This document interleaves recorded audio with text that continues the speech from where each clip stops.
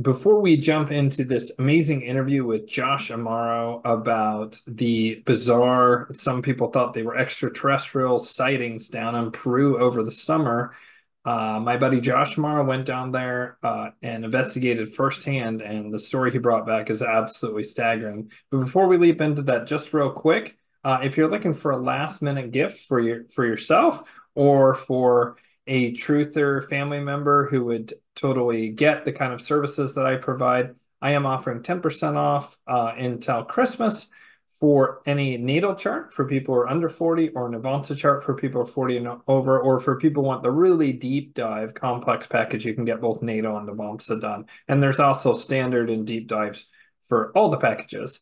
Also, my spiritual guidance will also be 10% off. And I am also announcing my Angelic Magick 2024 classes. I'm going to have one in Oceania, Australia is the plan right now. And I'm going to have at least one in the US. And there will be very, very limited numbers so people can get in. I'm thinking four people per class. So if you're interested in that, the information's in the link below, all the links below. And thank you so much. And without further ado, Josh Amaro and his incredible story about Peru. Thanks. Hello and welcome once again to White Lotus of Light conversational series. And this is actually take two. We're recording during Mercury retrograde. And so anyone who doesn't believe in astrology, just pay attention during the Mercury retrograde and you will see technology failures, communication failures, and business difficulties galore. And I just managed to hit the reset button trying to put my headphones in because my speakers weren't picking up Josh's microphone very well. So anyways, I am thrilled and excited today to have the illustrious Josh Amaro here today. Josh is a dear friend of mine and just an absolutely great man. He has this incredible story today to tell about where he was recently in Peru, and you may have heard about the alien abduction rumors down there. We're going to be going into that here in a minute. But Josh has a very, very interesting background, and people who have followed this show for a while will remember that around March, I started talking about how I had gone and trained with this extraordinary group of men led by a good friend of mine who was teaching us firearms instruction so we could handle firearms safely. Most everybody there except for me and my dear friend and son had a lot of prior training, but Josh was kind enough to teach us how to effectively and safely use firearms.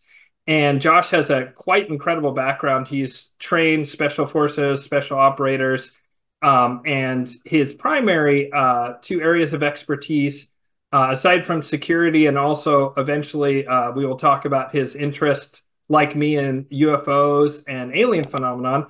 But Josh is a security expert. And so, Josh, do you want to tell viewers a little bit about your background? Yeah, no, sure. I was in the U.S. Navy for about better part of a decade. Mm-hmm. I joined in 2007, Mm-hmm. became a U.S. Navy corpsman, which is basically a medic.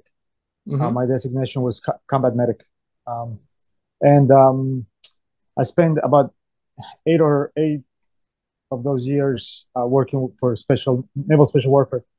I was not a SEAL. I didn't go through any sort of selection.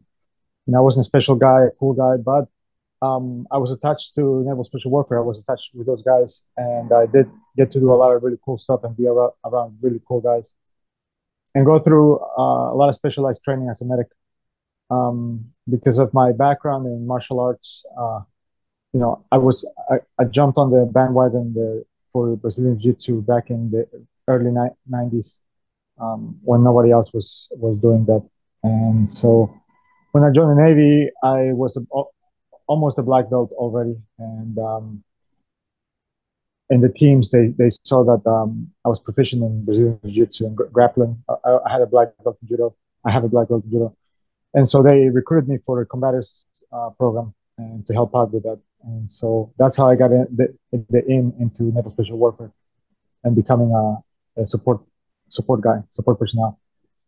So, Yeah, so one of Josh's most hilarious traits to me is if you ever go anywhere with Josh and you're around these guys that Josh is talking about that he's lucky to know, they all look up to Josh. Josh may not admit it, but I was there and I saw how there was all these like absolutely elite god tier badass guys, and Josh is just phenomenally humble. The fact of the matter is, these multiple special operators are there. I can say that, right? I think I can say that. Yeah, yeah, And yeah. they definitely, at a minimum, looked to Josh with respect, if not that he had an aura of leadership. I mean, he was running the show at the time, but nonetheless, it was obvious to me that all these very elite human beings looked up to Josh and recognized his authority and skill set.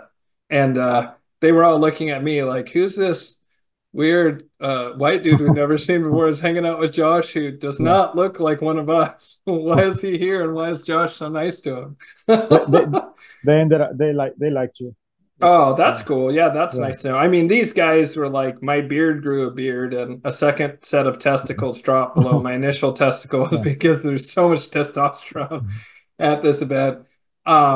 But anyways, Josh is incredibly humble, but he is an expert on security and especially Brazilian jiu-jitsu and knife fighting, right? Would you Yeah, at yeah, least that's one of talk the to yeah, that? Yeah. that's one of the yeah. I'm a nerd about when it comes to martial arts, and like I said, all my life I've been training. I try to learn anything and everything. There's not enough time during the day to learn martial arts for me. So yeah, I that's one of the knife fighting is one of the things that I like. And so I'm Um, not, oh, go ahead, sorry. no, and no, you're saying, and then the security part. After I left the Navy, I wanted to, still do exciting stuff. So I went through extra training. I through a security course that was like 52 days. And that allowed me a certification to be able to work for, like dignitaries, executives, high threat environments all around the world. And that's what I started doing after leaving the Navy. Yeah. And so, what was I going to say also about Josh? So, Josh, I'm not sure how much you can talk about the other thing that is sort of relevant to this. We're Yes. going to talk about Peru here in a second, but can you tell me how you began to get interested, and then I'll let you decide where any Oh, lines absolutely. lie. Yes. So, What got you interested in the UFO, uh, UAP yeah. phenomenon and aliens? Go ahead. Yeah. While I was doing security, I got a job. One of the jobs that came to me was to do security for a TV show. There's a high-profile individual that was like the lead for this TV show about aliens and UFOs. And so when I first learned about it, I was like, well, roll my eyes, yeah, whatever, ancient aliens, whatever. But as I got to travel with this individual around the world, I realized these things were real. I mean, I personally, with him, saw things and got to experience things and learned a lot of stuff that opened my eyes to the UFO disclosure, and not only UFOs, but even things about like in the spiritual realm. I learned that I thought were just woo stuff, and so that opened my eyes a great deal. You know, I learned. I sat on um, intelligence briefings from other nations regarding UFOs and their X files and things of that sort with this gentleman because I was working for him.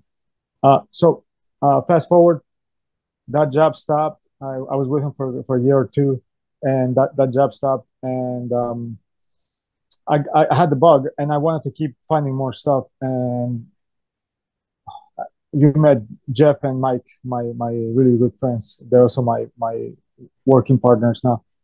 Mm-hmm. Talking to them, they said, "Why don't we, with your contacts and all these places that you've learned about, and the people that you know, we can do our own thing." And so we started running our own production company, five MEO Productions, and that company is basically it's set up to go around the world and investigate these things firsthand. Because a lot of us, you know how it is, like we don't we don't know where to start. And so we see an article or something in the news or even a video on YouTube, most of the information is secondhand or third hand even information, right? So we want to get direct experience, and that's what we're about. Uh, Yeah. when the Peru thing started, we had already traveled to Mexico, done a lot of field stuff, sky watching in certain areas. There's like a the Skinwalker Ranch, right? There's an area similar to that one in the north of Mexico, and we spent a couple of days there camping out and like getting field video of interesting stuff. Is But that then I the read up. zone of silence? Is that what you're talking about? No, no, no. It's Oh. I want to keep it. I don't want Oh. to keep it secret, but I want to keep that because the owner of the place is not ready to talk about it yet. But there's a lot of really weird stuff happening down there that even I'm a little bit reticent to talk about because it sounds crazy. So even Yeah. after seeing all the stuff that I've seen, it gets pretty nuts. But we did see definite supernatural activities there. Yeah. So back in August, I saw this article about aliens that attacked a Peruvian village in the Amazon, and I brought it to the guys, and I said, "Wow, this is pretty interesting." Uh, Still, I was very skeptical about it. So there's a gentleman. His name is Jaime Maussan. He's a UFO investigator at Mexico City, and I hit him up and I asked him, "What do you think about this?" And he said, based on his not, contacts and his knowledge, he believed that the story was real. And so I told the guys, "Hey, this is our opportunity. This is like a real deal, fresh encounter that we can go down and investigate ourselves." And you know, Mhm. so it took us a couple of months to get the funding and set ourselves up, and then we in uh, early November we went down there and to investigate it. Yeah. Yep. Um, we landed in Lima, and we linked up with a local reporter. His name is um, Joyce Mantilla. He's a local guy that's been investigating UFOs and the Nazca mummies for at least 2 years, and he's a full believer now. He started as a skeptic. He's a professional journalist. He started as a skeptic, and now he's a full believer. We linked up with him because he's a local, and it's good to have a local with you. Like you said, part of security planning, mission planning, is to have a good interpreter and a person who knows the area. And he was it. We traveled to Iquitos, which is, I didn't know this, but it's actually the biggest city in the world that's inaccessible other than by airplane or boat. And it's in the middle of the I'm sorry, the Peruvian Amazon. Wow. And so we traveled to this city of almost 1 million people. And from there, that was our launching point to go to the town, which is called San Antonio. It's about 10 hours on a regular boat from Iquitos to San Antonio through the winding up rivers. We hired a speedboat, which cut that time travel in half. It made it from 10 hours to 5 hours. And we launched about 6 in the morning and got to San Antonio unannounced. They didn't know we were coming.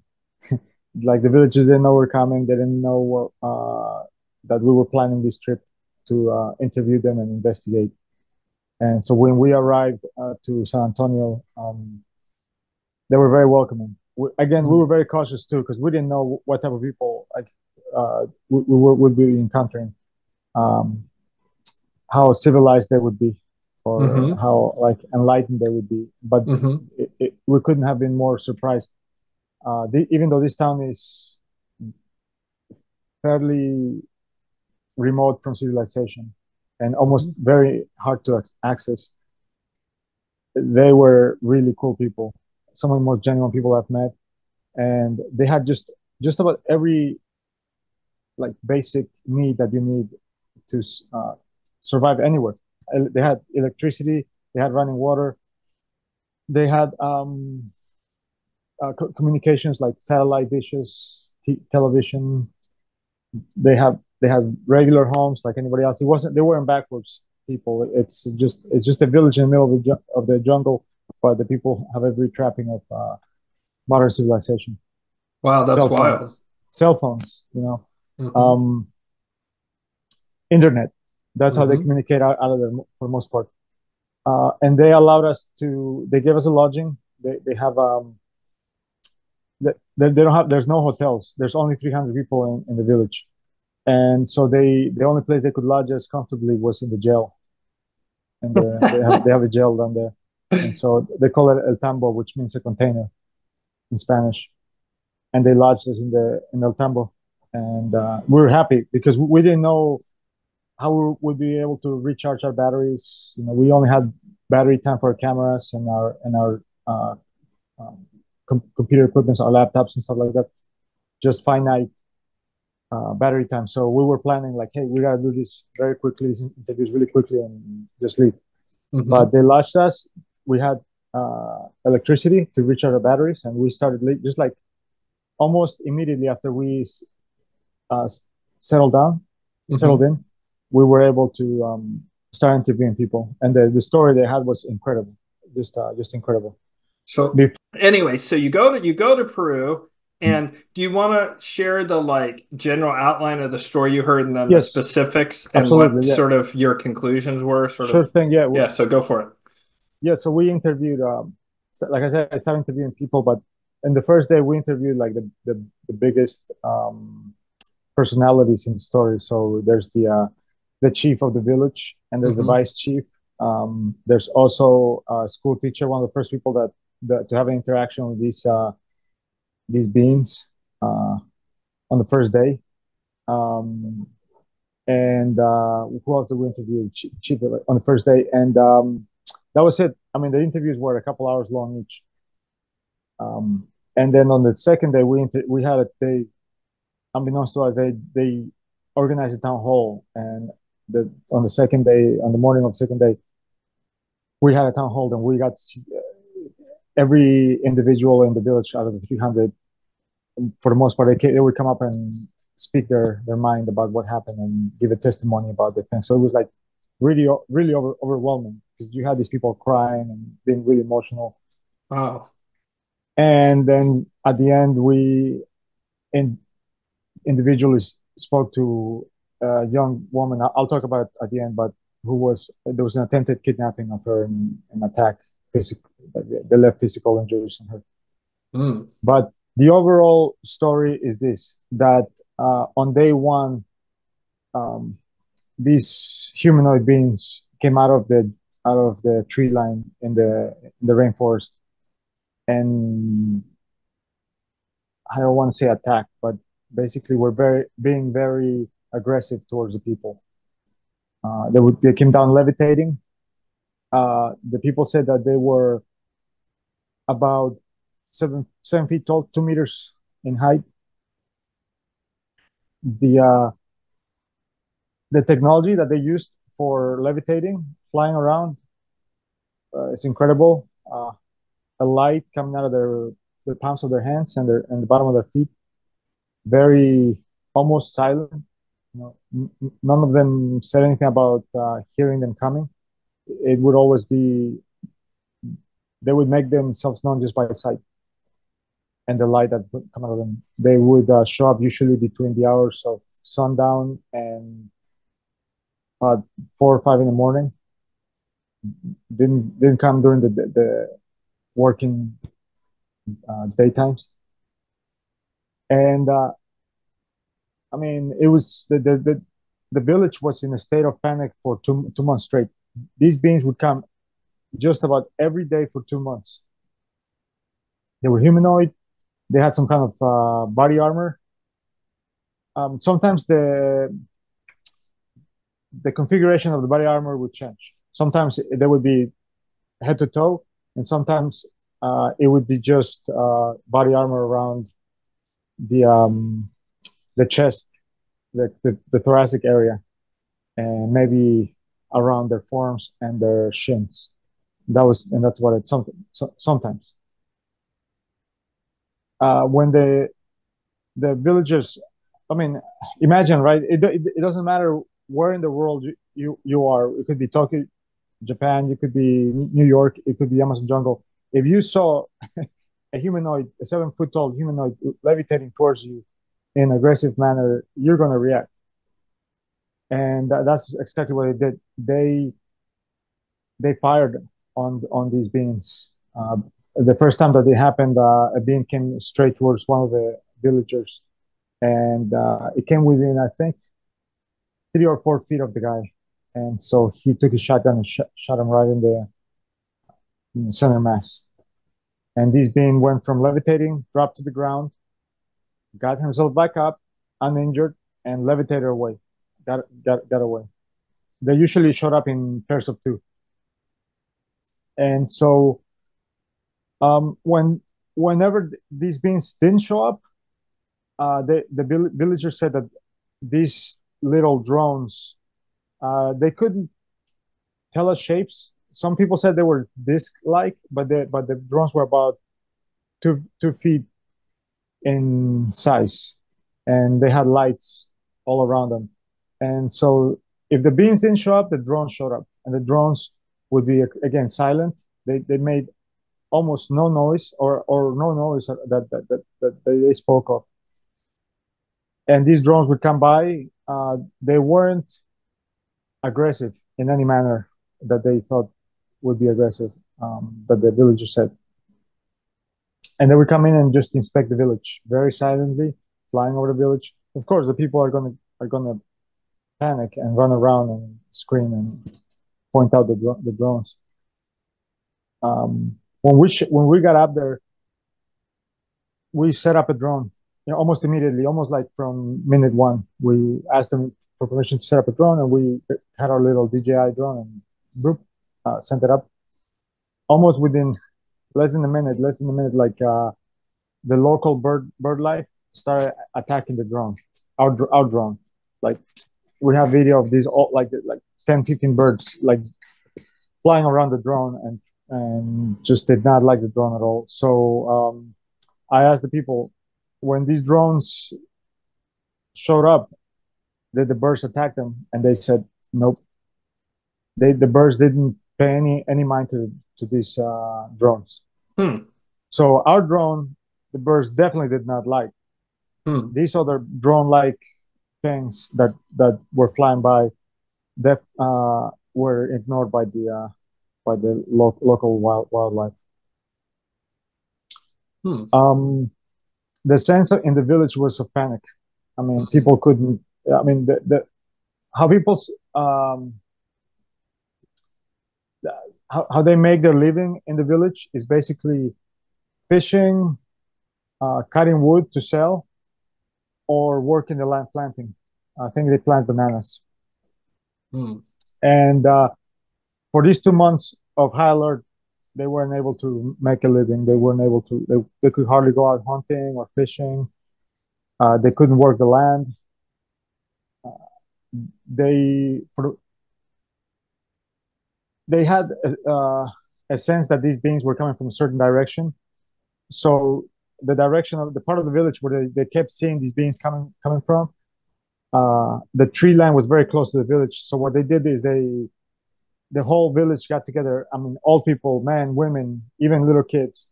They went out and they cleared out like what to me seemed like maybe 2 or 3 football size areas of that tree line. When they showed us what they cleared out from what point to what point they cleared out, I was amazed that they did it in a very short amount of time. It was like less than a week they cleared out that whole area, just so they could see these beings coming. Because whenever they showed up, it was a surprise. So, and they came from a certain direction. So just so they could see these beings coming, they had to clear out a huge part of the jungle. Wow. And the whole village went to work. I mean, that's how critical they thought the situation was, and how important they thought they needed to do this. And what made them have this high level of alert? I mean, don't get me wrong, if some 7 foot tall person's floating towards me and my family, I'm probably gonna break out too. I'm just saying like there was specific things that occurred that really worried them, right? Well, I mean, it was basically the behavior was very aggressive. I mean, every time that they came down, they would like try to grab somebody. That's the sense Mm, that I got from people, that they were being extremely aggressive at the beginning, and you know, they wouldn't just land and wave or slowly try to approach somebody. They would like aggressively reach for someone, mm, and people would everyone there had guns. mm-hmm, They started doing roving patrols where like groups of men 24 hours a day would be patrolling the area of the village. And so at night, when these beams would come down, everyone would go indoors, and it got to that the people would all congregate in one building. I think it was like the church, or there was like a building that they had where everyone would sleep in there. The women and the children. The men would go out at night and patrol the area, but the women and the children would congregate in one area. And there's a story that a woman told us during the town hall where these beings try to break in through the roof. They try to break in, into one of the huts through the roof, try to get themselves in there. And I mean, that would get anybody in high alert, you know. So yeah, that was the consensus, and the consensus was not that also that they were aliens. You know, people didn't weren't of the mind that yeah, these are aliens, these are extraterrestrials, beings mm-hmm, from another dimension. They, I'm going to say, 99% of people said that these were humans. mm, That these were humans. They were not interdimensional beings. Or one person said that, and this is just their wild speculation, that they were human beings from the future. mm, And when I asked him where he got it from, he's like, well, where else would you get technology like this, mm, right? Where else would you have? But in the future, I mean, the technology is so wild. These are not backwards people. They know what drones are. This one gentleman that I spoke to had taken a drone class through the government in Iquitos, and it was an older gentleman, maybe in his late 50s, early 60s. And he came up to me while I was flying the drone, and we were talking about the drone. I was like, "How do you know about drones? I mean, how they uh-huh, work and stuff." And he was like, "Well, I have a certification from Iquitos. I took a class." You know, I yeah, was surprised. I was really surprised for his mm-hmm, age and where he lived. So these people are not backwards. mm-hmm, They have um, somewhat knowledgeable of the modern world. mm-hmm. And so, yeah, I mean, So they think that they were people, and just to get a sense, they were hovering. Like, how far off the ground were they hovering? I mean, it would be maybe 100 feet to three, 4 feet of the ground. Oh, they could go way up in the air. Yeah, I really, just was really up in the imagining air. them, just 6 inches or a foot No. above the ground. So So they could like fly, actually. the the canopy, the top of the canopy in the rainforest is about 20 feet, 30 feet high, and they were coming way above the canopy. So they'd see these guys come flying through the air from like the jungle, like above the canopy. Mhm. Yes. Whoa. Okay, see, because I was wondering, like, when they see they're 7 feet tall, like, is that influence at all that they were like up off the ground, made them look taller? And Could they yeah, have been like 6 foot or 6'3" or yeah, like a normal human size, I maybe a taller that's guy? my interpretation of it, and it's not anything that the people said. My interpretation is Hmm. exactly that. That maybe the equipment, the gear they were using, compounded with levitation Hmm. aspect of it. That's what made them look to be bigger than they actually were. That's my Mm. assessment from talking to all these people. And That's a so, like, the most interesting story and what's kind of gone viral, I know that you've been on a number of different shows recently, and even the Daily Mail, I guess, just posted an article about this whole thing. yes. There was a young woman who was almost kidnapped, and she had probably the closest interaction with these beings. And her story is very odd. She, like I watched the interview with her, which I don't know if I'm going to have clips of that. I'm going to at least have pictures. Like I'll have you give me some pictures from you guys up there interviewing people. But I might like have a clip here just to give like a short, you know, uh, taste of like what she talked.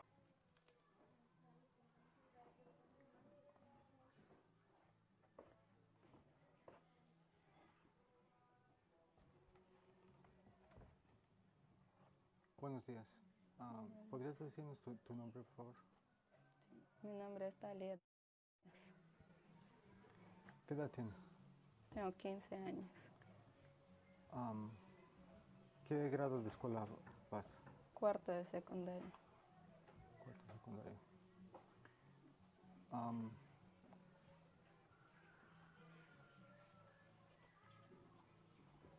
¿Nos podrías contar lo que te sucedió, lo que aconteció el día que sufriste un ataque? Sí, está bien.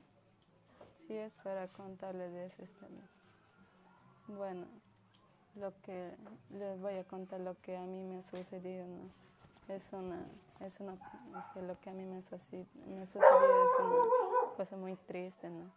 En, en el mes de julio, cuando estamos pasando crisis de unos hombres extraños que han llegado acá a nuestra comunidad, era como a las 6:30 de la tarde. Acá vivíamos en una crisis. Mis hermanos estaban aquí en mi casa, toda mi familia estaban aquí. Y yo cuando le digo a mi hermana que tengo ganas de comer, me fui a la cocina, me servían el plato, y le dejo mi plato en la mesa. Y yo estaba sola en la cocina, mis hermanos estaban acá, estaban todos afuera, estaba sola en la cocina. Y cuando no tenía nada para tomar, quería tomar refresco. Y me he bajado atrás mi huerta para coger una toronja. Y en el momento en que yo estaba picando la toronja para coger para hacer mi refresco, es cuando siento así las hojas secas que vuelan así de mi lado. Y entonces yo me agacho así a agarrar la toronja y me levanto así y me doy la vuelta atrás y veo un hombre así, bien alto, parado en mi atrás. Y yo me volteo, le miro esta parte de acá y me levanto así, le veo un gringo, era bien alto. Y cuando yo quiero correr, me agarra de acá de atrás y me voltea y me tapa mi boca. Y cuando me tapa mi boca ya veo que bien se levanta una luz así de atrás mío, su galpón de mi mamá, se levanta una luz así y veo que viene hacia mi parte y viene de frente a caer así y agarrando dos lados mis pies y me estaban llevando así. Al momento que me estaban llevando, me han agarrado, se apretaban de aquí, de esta parte de acá, todo este de acá era así como algo duro, como un fierro era de acá. Esta parte no tenía nada, toda esta parte tenía, acá no tenía nada, solo tenía como un chaleco así, todo era duro así. Y cuando ya me estaban llevando, pero al momento de que se elevaban, se apretaban una cosa acá y tenían como una máscara acá. Y el de acá de sus ojos, de acá era un color verde. Y ya cuando ellos se elevaban, se apretaban en la parte de acá. Acá tenía un botón y eso al momento que se apretaban acá se elevaba. Y ya cuando me estaban llevando así detrás el galvón, cuando ya empiezo ya a moverme más fuerte, yo donde ya me han soltado, yo he caído, logré caerme al suelo. Ni bien caído, me ha apretado contra la tierra, pero mi mano estaba atrás y yo no podía hacer nada porque mi mano estaba apretada. Uno me agarraba de acá y el otro me agarraba de mi boca. Y ya cuando le pide una crema, le bate en su mano así, después le mezcla otro polvo le mezcla aquí y con uno parece jeringa, le apretaba así, se subía la crema. Y cuando le botaba así, y otra vez salía. Después cuando le vuelve a juntar, me mete primero a un lado acá, me mete en el lado de acá, me mete. Y yo sentía que acá me quemaba.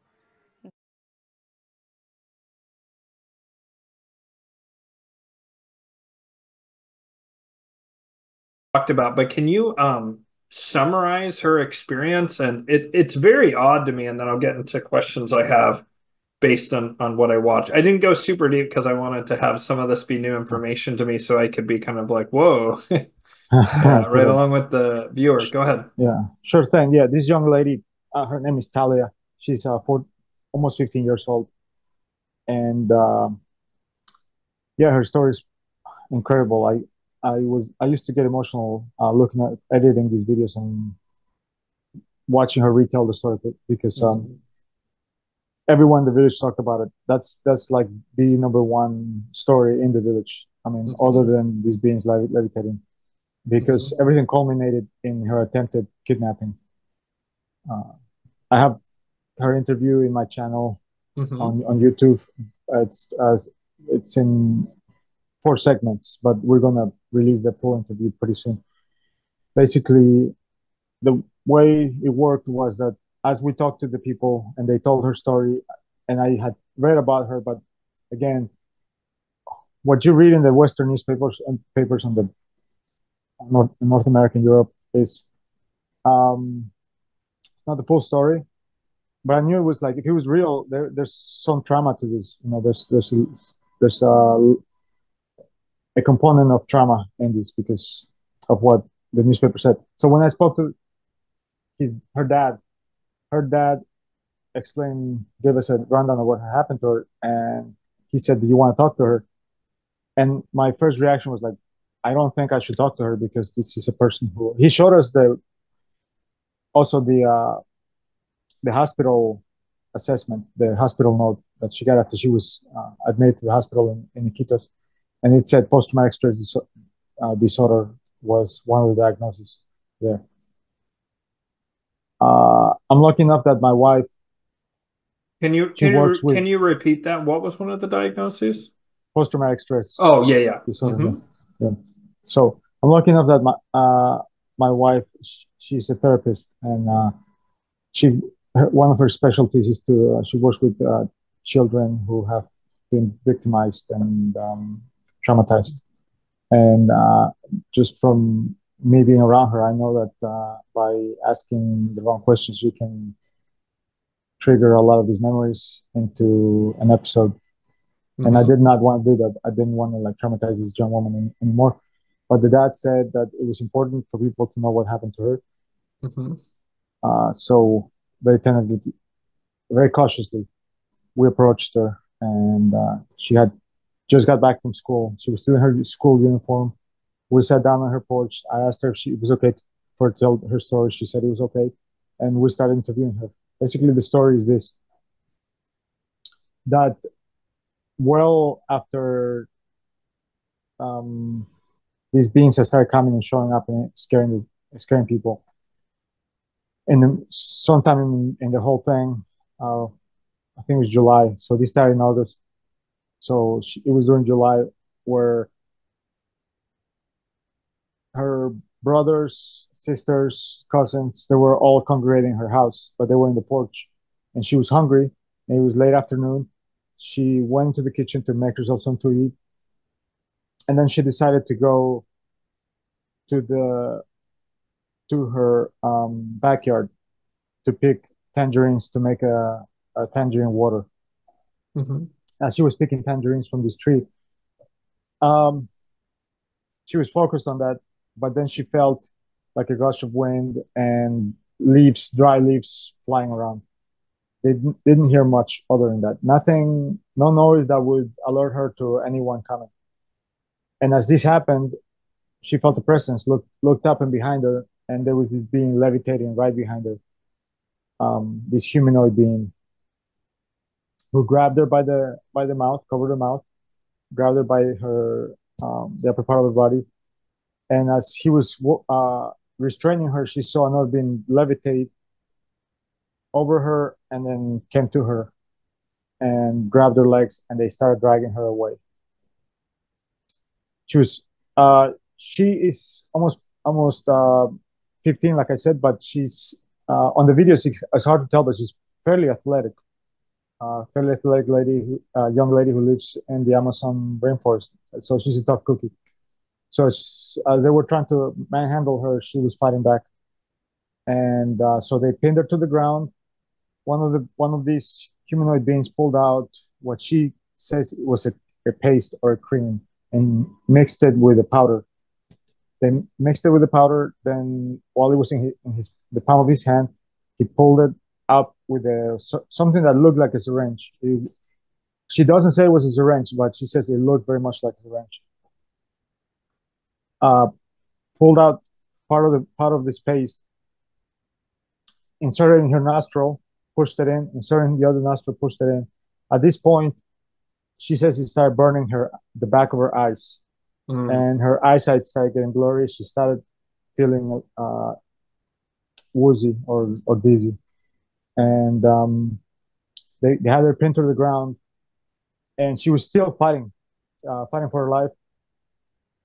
Then, from what she could see, one of the beings handed the other one what she says looked like a stick. When he pressed the stick, she said she saw a little point come out. So she didn't say a blade, right? She said just a little point came out. And he gets right up in her face while he's covering her mouth and starts cutting on her neck. She couldn't feel. Oh, let me back it up. Then the being took, before they started cutting, after they put the thing up their nose, they took the rest of the paste and started spreading it on her face, like around on her face or there? On her face, her face, not theirs. Her. She said shortly after that they sprayed on her face. Her face started like blowing up, like getting inflamed, and burning. Swelling up, yeah. Swelling up, yeah. Sorry, swelling up. Started swelling up and burning, a bit of burning, and that's when her sight started like slowly going. She still got to see the stick and the point, and then the being right over her started cutting right here. She couldn't feel much from the cutting, but she said she could hear her skin being cut. I don't know what sound that would be, but she could hear it. And again, she didn't feel much pain or any pain at all. And while he was cutting on both sides,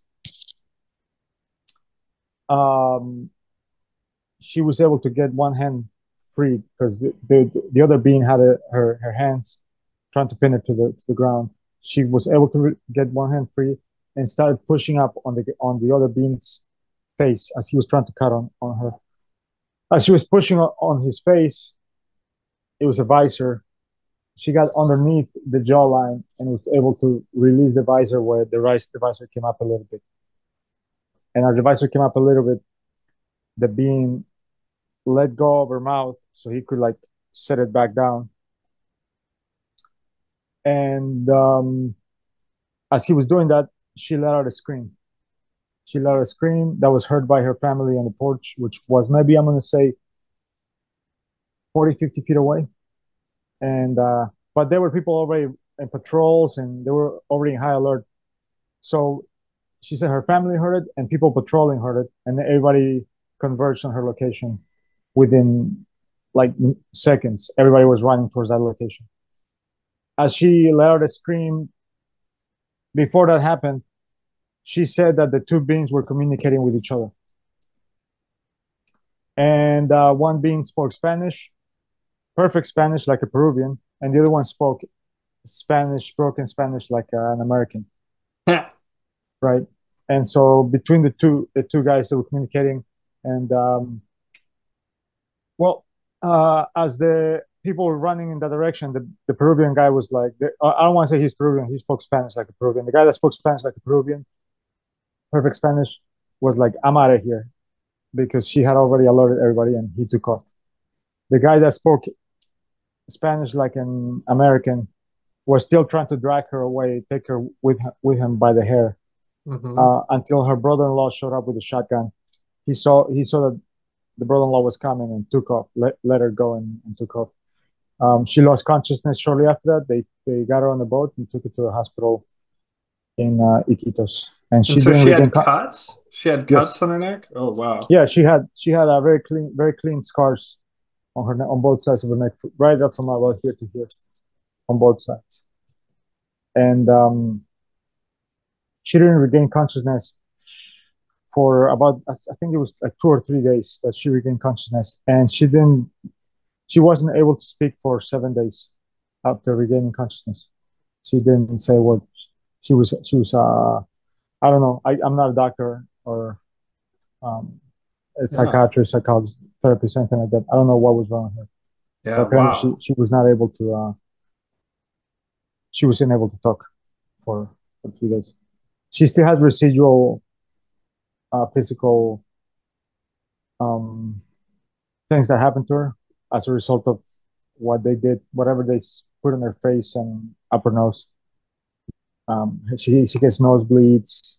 She gets light-winded. Uh, but other than that, she looks healthy. I mean, I spoke to her and we spoke with her, and mentally, there's definitely something to it. She says that whenever there was a gentleman that went down and interviewed her, and it triggered because he spoke English and he was a big guy. And he came along with a shorter dude. That the guy that spoke English and the tall guy that spoke English just happened to also know Spanish, but broken Spanish. So when he was talking in Spanish, it triggered her, and she said she felt like it was him. By no means anyone saying it was him, but I think because of her PTSD, it triggered her memories of So, these. so there was someone there who spoke broken Spanish who reminded her of it. Was it Yeah, someone in your group or no, someone no, who no, was no, no, no, existed no, no, there already? no, no, no, no, no, no, no, no. It was a guy that came previously Oh, to okay. interview her. Two Americans that came down to interview her. No, I know who it is. I don't want to say who. I don't know why I say Oh, who. okay. I know who Okay. it is, and it's a legit person. And It's and just and you're certain they don't have a I don't anti-grav tech? I don't think no. The gentleman that we're talking about doesn't have any of that. He's Okay. a YouTube personality that does investigations, and he Okay. like us he wanted to interview. Just the, just so happens that without any training, or I mean, I'm not saying I have any training, but I have some knowledge of working with veterans and PTSD and stuff like that you can easily trigger somebody. Yeah, So absolutely. when he showed up, it's the the gentleman speaks Spanish. Hmm. He's not a native Spanish speaker. He's an American, and he Hmm. came with he's a friend of his that's an American. And so when they showed up, um, uh, the way that he acted triggered her. So when we showed up, I didn't know that had happened. I didn't. Hmm. It didn't happen. I didn't learn it till the interview Hmm. with us went down when she told us that because I asked her, "Are you okay? Right? Hmm. How are you doing now? How are you dealing with the aftermath?" Hmm. And she said what happened with the previous interview, how it triggered her, and she thought it was him. Hmm. The memories that triggered. So I didn't learn that till we interviewed her. So, but previous to our interview, when we were prepping for it, I told the guys because everyone in the village that had told us the story had already told us that it was. And her dad said like, "Hey, I know you have Americans with you. Please, don't." English gets her going, it triggers her, right? So I told the guys, I was listen, I'm going to be the only one interviewing her. We don't want a lot of lights. I don't want a lot of cameras on her because usually we work with several cameras, and lighting and stuff like that. I was like, I don't want a lot of lighting, a lot of cameras, nothing of that sort. I'm going to interview her in Spanish. Everyone, don't say a peep in English. Keep your Mm. mouth shut. We're gonna This is what we're I gonna do. And keep. the guys are Oh, yeah, go and ahead. the guys were very great. Jeff is a Yeah. very humble professional. Awesome. He did he was a Marine Scout sniper. He did a lot of missions, but in warrior, deathly side of her, the dark side of him, there's also a tender side of Jeff, a very humble, tender side. Yeah. So he did great. I mean, at the end, Talia came up to him and gave him a hug. At the end of the interview, like, you know, she gave him a hug. But Yeah. he was in the background. He was sitting, very small, very quiet. And just so we wouldn't trigger her experience. But yeah, that's the gist of our. She was the last person we interviewed in the village. It's funny, the entire time that you were talking about the broken Spanish, I just was wondering if Chris Farley faked his death and he was going there with the broken Spanish because of it. You know that motivational speaker skit he does? There's one where he goes down to Colombia to teach people motivational speaking, and they're both like, "Where'd you learn your Spanish?" Because Chris Farley is like speaking in the most horrible, broken American Spanish, and that's what I've been thinking about this entire time. Wow, what an insane story. And I'm trying to, like, you know, think, what does it mean? What leapt to mind, I remember we talked about this before you even went, you know, because we're buddies and we talked about it before you even went. And I was a little concerned that you guys might be stepping, you know, in the midst of an ongoing operation, because my immediate thought when I heard this story was like, it had the ring of truth, but it also like just what came to me was that it was probably humans up to something, some kind of operation of some sort. And even the angels basically said the same thing. And I was warning you maybe not to go, and you were like, "Oh, nah, I ain't scared of shit," because you're Josh. No, it's not that I'm not scared. I'm definitely scared. But if with proper planning, you can do just about anything. Yeah. You know what I mean. So like, and then also with the right team, because I wasn't going to go by myself. I mean, when we came back, because the funding for this like was significant, right? So when we came back, when we got back to the United States, I was already thinking of going back, but I wasn't going to be able to afford to bring the guys with me. So I was like, I'm going back by myself, right? The second time around. But it looks like we're going to be getting a lot more funding this next time around. So I'll be able to bring the guys with me again. But because the story it's even bigger. It's not only that village. It's other villages in the area that's having this. It just so happens that that village was the only one that was able to get the word out, right?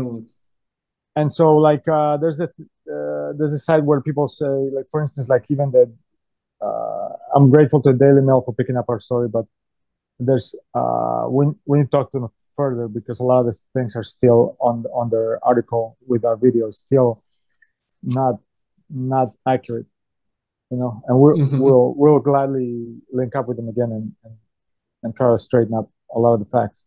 But the facts are that the government said that it was miners with jetpacks. Like, okay, miners, like as in mining, or yes. young people? Oh. No, miners, gold miners with jetpacks, right? And like the amount of decibels that are put out by these jetpacks and these like like stuff, they're super loud. They're super loud, yeah. Again, like I said, like people saw them coming. They didn't hear them coming. They saw them coming. Again, they asked for help from the government in Iquitos, the local government. One day, like one or two people showed up from the police, and the Navy showed up one day each for an hour or two. Looked around during the daytime, didn't stay any longer than that. Didn't try to verify anything, and they were like, "Nope, nothing's going on. See you guys later. Bye." That's no sort of investigation to really like where you can really put out a report and say, yeah, we investigated, nothing happened. I mean, one day for a couple hours. So that's the local government put out that saying it was illegal gold miners with jetpacks. Okay, and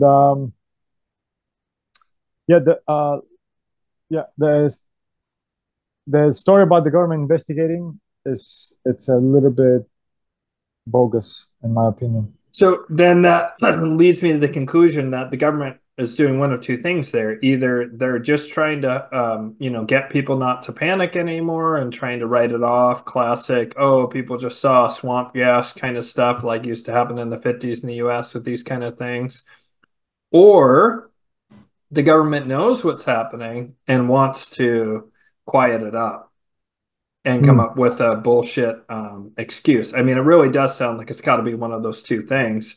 And it's just everything about this story is so strange because you have the flying around silently, some kind of silent drones that don't seem to cause the local wildlife to get upset. That's odd given how, I guess yours was maybe noisier and maybe the birds just We didn't like the noise we or. we have yeah, we have the latest of the DJI like technology, drone technology. Like they're Mhm, way more quiet. I one of my one of the jobs I had like a few years back was with a contractor flying drones, doing mhm, doing inspections on government infrastructure, right? mhm, To fly these drones with doing these inspections and of all sizes, quadcopters, but they inspired the DJI inspired the Mavics, mhm, and this was a few years back. I did it for about a year or two, and so I'm quite used to how the noise they put out and how easily you can hear them coming. mhm, And even with the latest one that we have, which is significantly quieter than the ones that I used to work with, mhm, even with that one, you're still putting out a lot of noise, enough for people to kind mhm, of look in that direction, and but mhm, um, so I I I hate to really speculate because we want to stay kind of like neutral. I'm just going to put mhm, out what the I don't know if the government knows about it or doesn't know about it. I know that in the past, working when I worked with for investigation with I sat down on a Air Force briefing for the Peruvian kind of like their X Files. So the Peruvian Air Force was running investigations for UFOs, and so they briefed the gentleman on the TV show about it, and I saw mhm, what they have. So they definitely have the capabilities to investigate uh, that sort of thing, right? mhm, So, but I don't know if the government knows about this or doesn't know, and they were trying to hide it. mhm, Just the fact is that they didn't that what they put out cannot in any way be accurate because they didn't do the proper investigating mhm, in the village. mhm. Yeah. Yeah, I won't uh, speak on your behalf. I'll just say for me, that sounds to me like Occam's razor. The simplest explanation is just the government doesn't really want to put in the resources and spend the time to investigate it. It's way up in the hinterlands, right? Nobody cares. It's not a big voting bloc. They're not near a lot of power. There's not a lot of money there. So the simplest explanation is the government's like, well, there's enough noise that we have to investigate it, but we'll just do a token effort and come up with some kind of reasonable explanation that'll cause everyone to calm down, and then we can just go back to doing other things, right? The more sinister potential is that they do know what's going on, whether it seems unlikely to me that it's the Peruvian government, seems more likely that it's some sort of private group or another more powerful government that would have access to that kind of technology. Whoever it is must have vast resources because they have this super high technology, or at a bare minimum, they're farmed off from some sort of wealthier entity like a private military or private corporate group or some government. And so it's been spun off but they got that technology must trace back to well funded individuals based on what you're describing. I mean, I don't know that this paste thing is kind of the paste and the cutting thing is by far the weirdest part of that story to me, actually. Even though it's kind of like more mundane. Um, I mean, the most spectacular part, of course, is the floating around silently, which is like that sounds like virtual flight. Like these people have something very close to just full blown flight, like everybody wants. Yeah, Um, there's this like platforms that they've been showing around on TikTok and mhm, Instagram and YouTube. There's these platforms that guys get on, and they have like like some sort of propulsion, like I don't know where I'm not going to speculate. I'm not an expert, but they make a lot of noise, and the, the the amount of research and development to make some that's makes no sound, shows no like there's no how to explain Visible propulsion system. visible propulsion system. Yes, Yeah. It's pretty incredible. Like you said, it sounds like well, you didn't say it, but it sounds kind of like a breakaway civilization deal, where somebody with a lot of resources, like a corporation, an aerospace corporation, farmed it off, like loaned it to somebody or allowed somebody to have the technology. Because there's a lot of anomalies as far as security wise uh, like we see, for instance, these two beings or whatever they were, humanoids, were really incompetent in handling a 14-year-old girl. That's odd right? too, right? Yeah. Yeah. They were really incompetent. They were arguing with each other. So what they were talking to each other about was actually very interesting. One of the Peruvian guy told the guy that spoke Spanish with an accent that he had put too much paste on her face and was going to ruin her face. Right.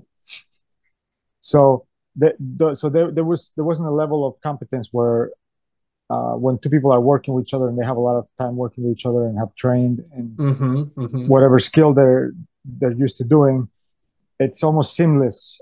Like the job, right, between of them. No, these guys were like arguing with each other and were fumbling around. So the amount of mission planning that they had there was no security for them in case anybody else came and bothered them while they were trying to do whatever they were doing. And like, what were they doing? I mean, it almost sounds like they were like going Hannibal Lecter and like trying to like take her face off or something, like incisions here, and then he's like, "Oh, it's gonna ruin her face." Like, to what end? Or like her face eventually recovered. So what do they mean it's gonna ruin your face? Like, if they take her face, it would then be not pristine. And like, it sounds. Go ahead. No, to be speculative. I'm just gonna speculate. So is I mean whatever they put in her face, we don't. Some people are saying it was an anesthetic, like to anesthetize the face. I don't think so. What they were doing to her were they were making incisions into the lower part of her the the skull, not the skull, but the neck, the higher part of the neck, right? So I mean, we can put two and two together, and they were doing some sort of surgery, prepping her face for something. What, I don't know, but they were definitely doing surgical things to her face for, I don't know for what end. But the fact that one said you're going to ruin her face, you put too much paste, you're going to ruin her face. I mean, her face started swelling up a lot. Right, because I mean, like it sounds like this is two guys who are part of some operation where they have all this technology, which says there's deep pockets at some point. They're certainly doing something clandestine that's in the middle of the Amazon. Yeah. And it almost sounds like these two guys have gone off script, right? Yeah. And I mean, the basic thought, and it's sad and gross, was that they're like, oh, let's take this teen girl back, right? They're gonna harm her, right? Like sexual assault kind of stuff, right? That would be like the first thing that I would consider here, because that's the most, it's horrifying, but it's the most mundane explanation, right? These guys are out in the middle of the Amazon, you know, they want a woman, they don't care about consent, they're going to just grab this teen girl when they see her. But then they start doing this weird surgery thing, like, what the hell? Like, then it sounds like they're up to something else entirely. But it also sounds like they've gone rogue. So what would they be doing that would be, go ahead. Just to put things into context, earlier this year, Stephen Greer had a disclosure thing where whistleblowers were talking about their experiences. And there was a gentleman who had been in the Marine Corps and in Indonesia, and where they were going through the jungle, they ran into a group of guys that On had, octagonal UFO. yeah, an octagonal UFO. But those guys, this gentleman said that the level of professionalism the the guys they ran into showed was scary, right? The Yeah. level of competency was very scary. How Mm-hmm. competent these guys were. They were how should I call it? They have like unconscious competence at a very high level with military skills and the things they were doing. Eh, For a guy that was in the military already to say that, it's kind of like concerning, right? So Mm-hmm. these beings in Peru, these guys, whatever you want to call them, humans, did not show any of that. If the guys in Bali had been those guys, we wouldn't have probably heard about this girl ever again, right? Because they would have been able to get whatever they wanted to do done to her, or we would have found her in a different state. That's interesting because then they sounds like technicians or scientists Mhm. rather than military men, which is Maybe, also very curious. And again, like but again, why but their interest in her face, right? Like mhm. maybe they were worried. I just keep trying to go to the most mundane explanation to try and make sense of this because it's so odd. Maybe this person was worried that her face would be messed up again because they wanted to harm this young woman, take her back and have her be a sex slave, essentially. I'm just trying to go to a simple Yeah. explanation, but that doesn't But seem to fit. It doesn't seem to fit it because doesn't why fit. not just grab her? Why not just grab her and then you can do the surgery back there? Yeah, Why would you stop and like start doing the surgery on her? It's just so, I mean, everything about the story is yeah, incredibly bizarre. yep, yeah. No, that I mean, and like I said at the beginning, we're all about getting firsthand information from Hmm. these people, and so this is as she told us her story as she told us firsthand. Um, but it doesn't end there. I mean, there's other villages far away from there, right? So from Iquitos to San Antonio is 10 hours, right? Well, Hmm. in the opposite direction, there's another village where the Hmm. same thing, almost the same thing happened, except without anyone getting kidnapped. But someone came and terrorized them for 2 months straight, right? And there's several other villages in those areas where that has been happening. Hmm. And but even then, I've been in contact with an investigator in Argentina. This guy has been. I met him while working previously with the TV show, and this gentleman gave me information about very similar cases, almost exact cases that are happening in Colombia and Brazil on the same latitude. So it doesn't. It's not just relegated to just that part of Peru, but it's Colombia, Peru, and Brazil, And it's and on the they're same latitude line? kind of like yeah, roughly the same Interesting. latitude. Yeah, and so it's not just that. And these cases have been happening since the 1970s or 60s. I got to go back and look at the information packet he gave me. He gave me a lot of information. He even has um, interviews with people in Colombia who tell a very similar story. They're in in villages in Colombia and tell same story. These beings that are levitating come down and they're. But the thing is that everyone says that they're 7 feet tall, right? And so I don't know what to tell you. I don't know if it's the equipment they're wearing, optical illusion because Hmm. they're flying in, or they're really 7 feet tall. But the Hmm. people that are, everyone says all across those villages, whether it be Colombia, Peru, or Brazil, that these beings are huge, and they're trying to interact with the people in a very aggressive way. So they've been seeing levitating people who are super tall, who are silently levitate since the 60s. Did I hear that right? 60s or 70s, yes. Did they ever see the skin tone of these people or skin of these people, or are they always like in completely in suits? Well, just I can only speak um for what's the name? sorry, Talia, right? I can Mm-hmm, only speak for mm-hmm, Talia, and mm-hmm. she said that one of them was a white person. See, because then my thought goes to the two thoughts I had about this were until you said it goes back to the 60s, although that would still fit, is like there's the whole, Project Blue Beam faked alien invasion thing that is one of the methods to global government along with a pandemic or a climate crisis, right? According to the report from Iron Mountain. And so that's been on my mind since we first talked about this way back in August. But now I'm thinking, gosh, white people, South America, high technology, 60s, 70s. That sounds like Nazi International, post-war Nazi International. And they would have high tech. And I could especially see a lot of them wouldn't want to learn Spanish. And maybe it's that they might learn English, but maybe they speak German as their native tongue, actually, Maybe and yes. that they're refused to learn Spanish because they're part of that milieu and they keep to themselves. Mm. That is a very intriguing. If they are white folk, then that would make me think that that would be my number one suspect is the post-war Nazi International, who I is will, yeah. probably has one of those breakaway civilizations. Go ahead. I will say that I've and just to speculate too, but Hmm.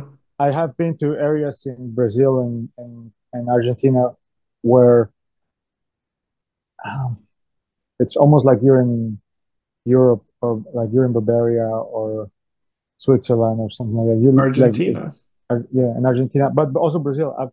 The interior, the interior of Brazil. I've been to towns where I'm like, wow, this looks like Europe. Like, and everyone is blonde with blue eyes, except they speak Portuguese.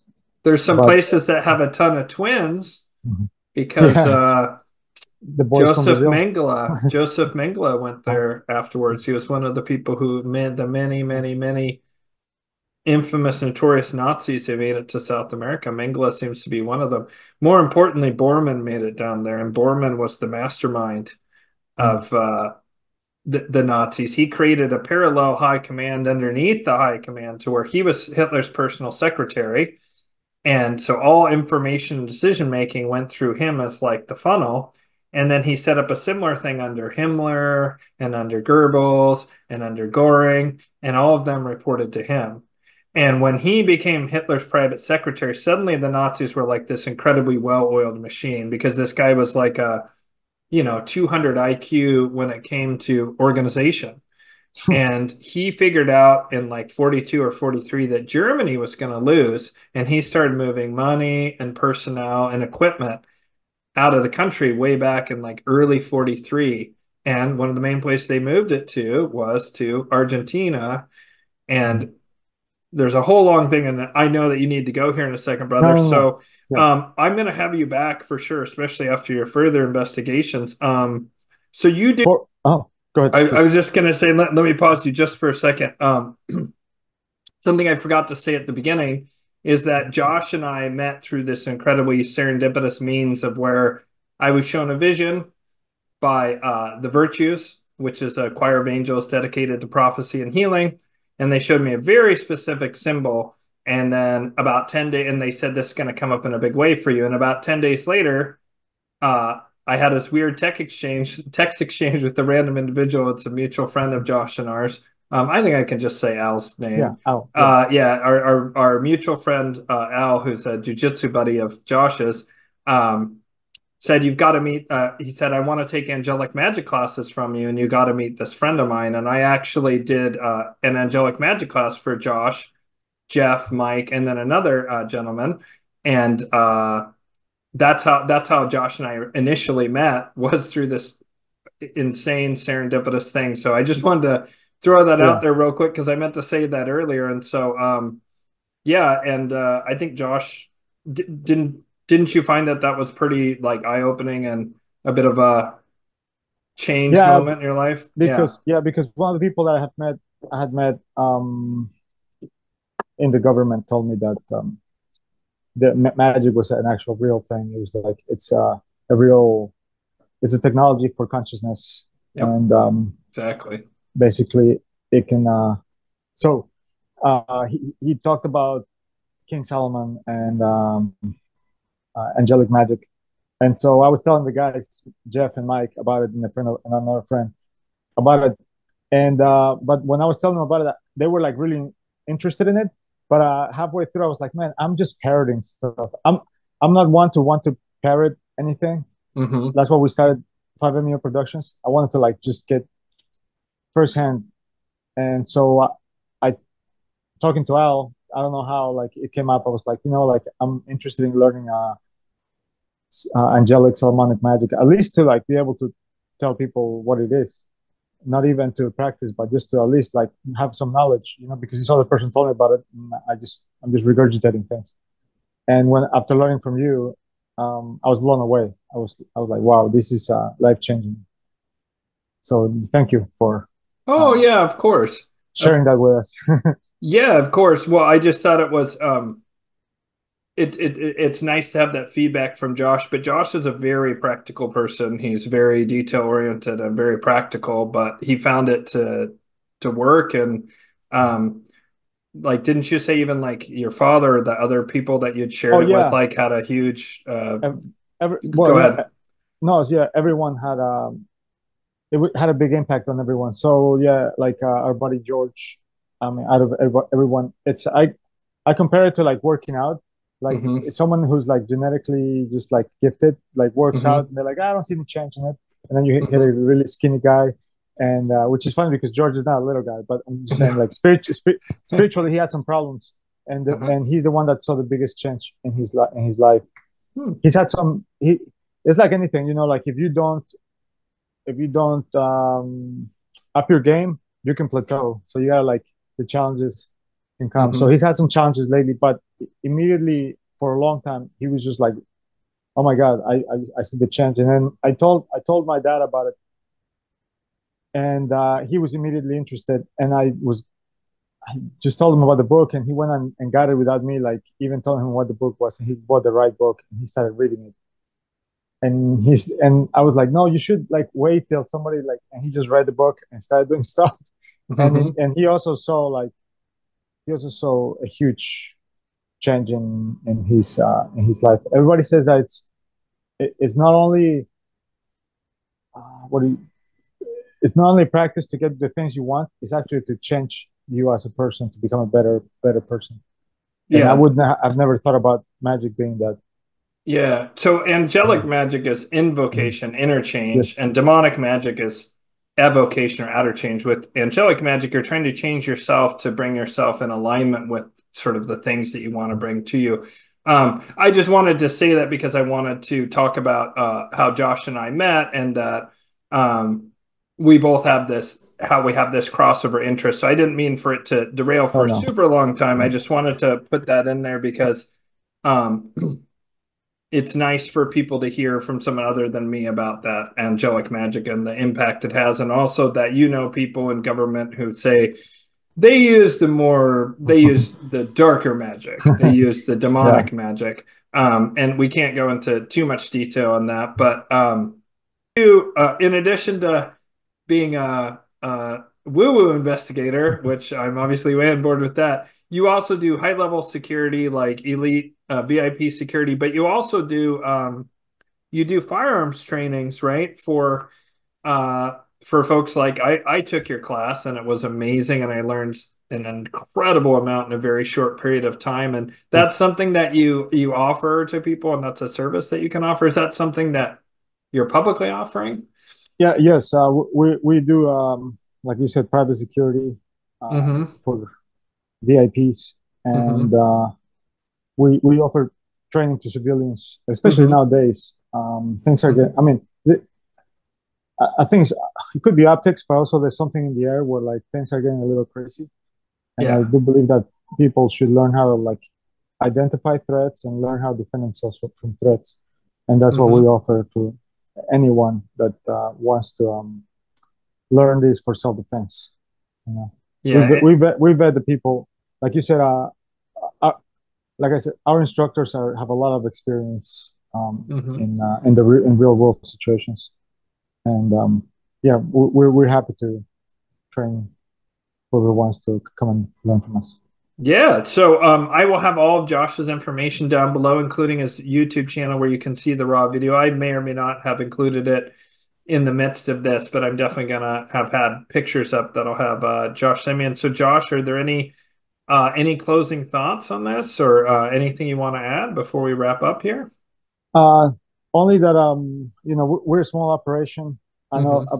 I've seen some comments out there that people are already saying like we work for the government and stuff like that. I don't know. We're self-funded for the time being, and although people are interested in helping us out, Hmm. you you could help us out by just going to our YouTube and clicking that like button and subscribing Yeah. right now. Yeah, for the time being, that's And like the biggest help for us. awesome. Yeah. Well, I will definitely have a link for that. Yeah. And then, Josh, you're working on a documentary, is that correct? And do you have some idea when that'll be out and what will be in it? Well, not to be too grandiose, but our idea was to interview people in the know and again and experiencers, but Hmm. this was going to be part of the documentary. But now it looks like this trip to Peru is so important that it's going to be its own standalone project. But and the other documentary, hopefully by the end of spring of 2024, it should be out into the phenomenon. And basically, we interview a lot of people that have had direct experience with and government programs for the most part, because that's who we interviewed Paul Smith, the military founder of remote viewing for the U.S. Army. I know Hmm. Ingo Swan and Hal Puthoff were the Hmm. founders, but Paul Smith was the the head of in the military. He's a colonel, a major in the U.S. Army, and he ran the whole program. And what he has to say about people, beings in the moon and remote viewing the moon and aliens and other dimension stuff, it's incredible.